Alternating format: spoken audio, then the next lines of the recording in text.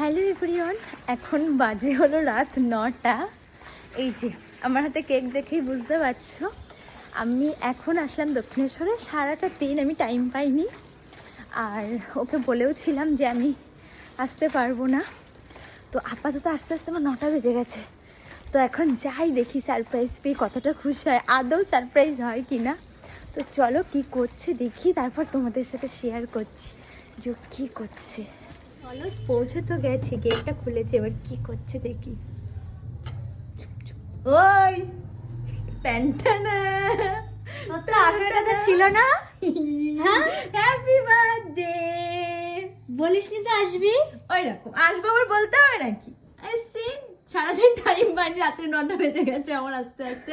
এসেও দেখি এখনো কেক কাটিনি, এসে রেডি হচ্ছে। এটা আমার ভাবনার বাইরে ছিল। আমি জানি আমি আজকে একাই কেক কাটবো, মানে কেউ আসবে না জানি।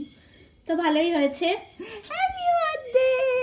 আর আমি এই ড্রেসটা পরেছি, এই যে কেমন লাগছে? রেডি হয়ে গেছে। আমি এখন রেডি হয়নি। রেডি হ তাহলে তুই। হ্যাঁ দেখি একটু ঝটপট করে রেডি হই। চলো নেক্সট ভিডিও পরে শেয়ার করছি। টাটা। এত রাতে কটা ট্রেন ধরেছিস তাহলে? আমি 7টার ট্রেন ধরেছি, আর সারাদিন আমার টাইম হয়নি। তাহলে অনেক ফটো তুলবো আমরা, মজা হবে। চলো চলো টাটা। টাটা।